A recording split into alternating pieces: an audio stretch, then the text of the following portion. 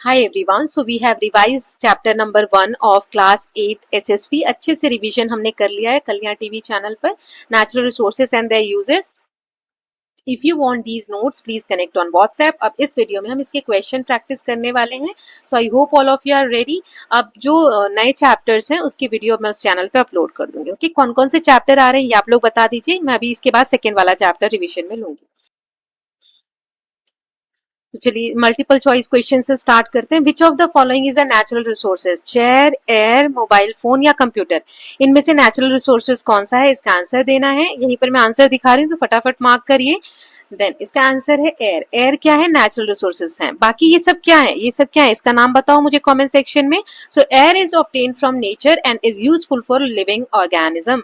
Then next is which of the following is a renewable resources? इनमें से renewable resources कौन सा है? कोल, नेचुरल गैस, पेट्रोलियम या सोलर एनर्जी? तो इसका आंसर है सोलर एनर्जी, है ना. ये रिन्यूएबल रिसोर्सेज है. देन नेक्स्ट देख लेते हैं. सो इसका एक्सप्लेनेशन दिया हुआ है. Solar energy can be replenished naturally and is inexhaustible, मतलब ये खत्म होने वाला नहीं है. Which of the following is a non renewable? इनमें से नॉन रिन्यूएबल कौन सा है? विंड, फॉरेस्ट, वाटर या नेचुरल गैस? सो सिंपल सा आंसर है natural gas. Natural gas is non-renewable resources because natural gas takes millions of years to form and cannot be replenished in a short time. Then next question देखते हैं. The uneven distribution of natural resources can lead to cooperation, sustainable development, conflict या equality. अगर uneven तरीके से distribute है natural resources तो इससे क्या हो सकता है? तो इसका आंसर है बी, कन्फ्लिक्ट्स, मतलब लड़ाई झगड़े, है ना, ये सारी चीजें डेवलप हो सकती हैं. तो इसका आंसर है uneven distribution creates dependence, scarcity and can cause conflicts among regions और कंट्रीज.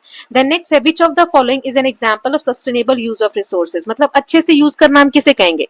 ओवरग्रेज करना, रेन वाटर को हार्वेस्ट करना, डिफॉरेस्टेशन या माइनिंग विदाउट रिस्ट्रिक्शन? सो ये ओवरग्रेज करना मतलब हम रिसोर्सेज को खत्म कर रहे हैं.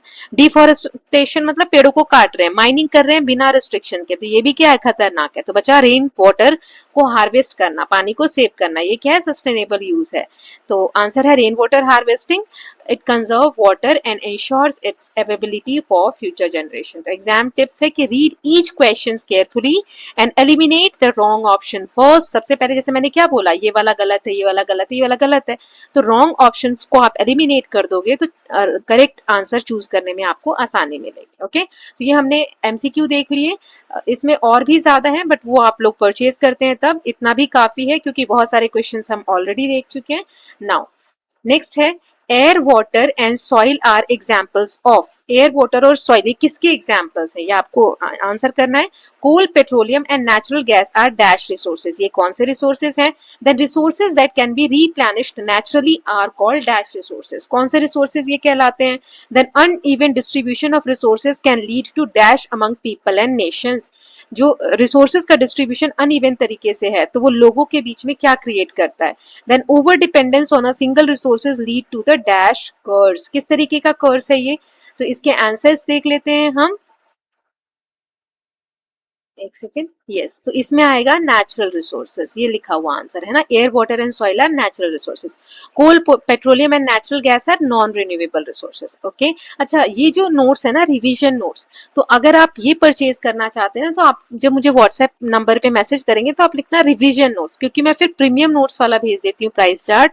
उसके चार्जेस ज्यादा हैं, इसके कम है ना. तो आप मुझे रिवीजन नोट्स बोलोगे तो फिर मैं प्राइजेस के बता पाऊंगी.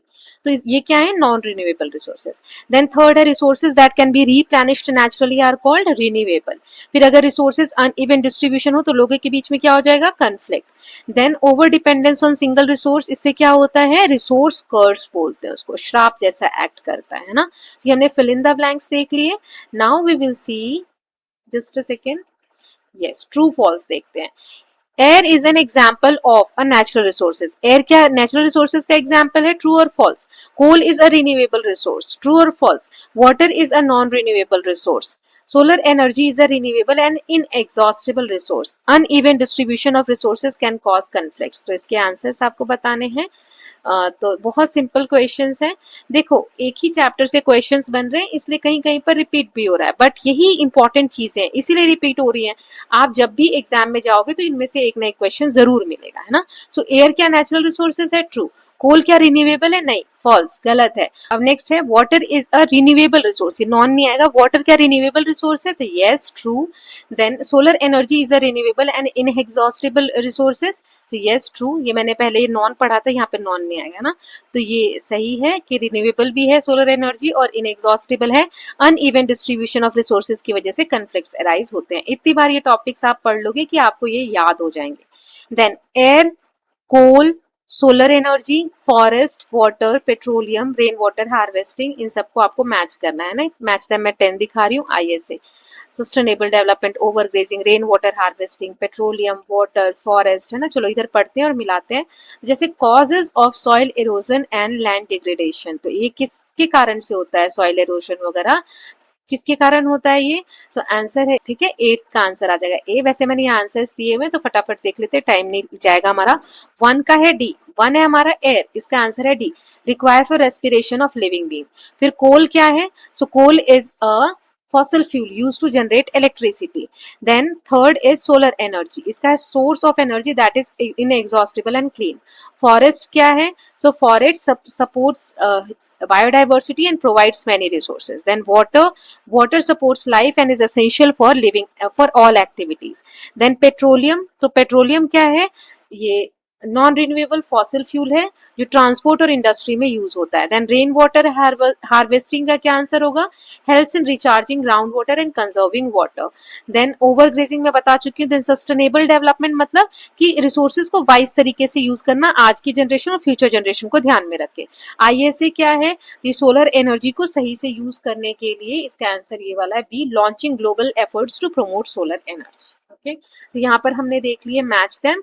अब हम असर्शन रीजन वाले क्वेश्चन देख लेते हैं। तो अगर दोनों ही सही हैं और रीजन सही है तो ए, अगर दोनों सही है लेकिन रीजन गलत है तो फिर इसमें बी वाला मार्क करेंगे ऑप्शन। और फिर अगर असर्शन सही है रीजन गलत है तो सी, असर्शन गलत है और रीजन सही है तो डी। ठीक है, तो पहला असर्शन है water is a non renewable resource, water can be renewed through the natural process of water cycle if restoration and regeneration continue। तो इसका आंसर क्या होगा? ये वाला जो है वो गलत है ना, कि वाटर क्या है? रिन्यूएबल रिसोर्सेस है। अभी हम इसके आंसर्स भी देख लेंगे, अभी सिर्फ असर्शन रीजन पढ़ लेते हैं। फिर over grazing can lead to soil erosion and loss of fertility, इसका रीजन दिया है when too many animals graze on the same land vegetation get destroyed and the soil is exposed. Then sustainable development ensures the availability of resources for future generation. Sustainable development में ये होता है कि हम resources को आगे आने वाली जनरेशन के लिए बचा कर रखें, क्योंकि रीजन दिया है it promotes the wise use and conservation of resources. Then fossil fuels are a renewable source of energy. They are formed from the remains of plants and animals over millions of years. Then next, now fifth है ISA जो है was launched to promote solar energy because it encourages country to increase the use of solar energy through cooperation and shared initiatives. तो अब इसके answers हम देख लेते हैं पांचों के। So पहला है कि water is non-renewable, water can be renewed through the natural process of water cycle if restoration and regeneration continue। इसका आंसर है डी, क्योंकि water क्या है? renewable energy है। Overgrazing अगर ज्यादा होता है किसी एक जगह पे तो soil erosion हो सकता है, तो इसका आंसर है ए। Then next है सस्टेनेबल डेवलपमेंट फ्यूचर जनरेशन के लिए इंश्योर करता है रिसोर्सेज को, ताकि और रीजन क्या है इसका? कि सही से यूज करे, कंजर्व करे रिसोर्सेज को, तो इसका भी आंसर ए है। फिर फॉसिल फ्यूल क्या रिन्यूएबल सोर्स है? नहीं, नॉन रिन्यूएबल है, ये बार बार रिप्लेनिश नहीं हो सकते, तो इसका आंसर है डी, यानी असर्शन गलत है, रीजन सही है। और लास्ट वाला है कि आईएसए सोलर एनर्जी को प्रमोट करने के लिए through cooperation and shared initiative, तो इसका आंसर है ए। ठीक है, अब हमारा ये हो गया assertion reason। Now we will see section B 2 marks के questions. So what are natural resources? Give 2 examples. तो natural resources are resources that are obtained from nature and used by humans for their needs. They are not made by humans, example air and water. Then next is differentiate between renewable and non-renewable resources. So renewable resources can be replenished naturally in a short time, such as sunlight, wind, water. Non-renewable resources cannot be replenished once used up. जब हम उसे एक बार use कर लेते हैं, जैसे कोल, petroleum, natural gas, तो हम इसे दोबारा नहीं दोबारा रिप्लेनिश नहीं कर सकते. Then next is why is conservation of resources important? So conservation of resources is important because resources are limited and may get exhausted. resources क्या है, limited है और ये खत्म हो सकते हैं, इसीलिए हमें conservation मतलब सेव करना चाहिए.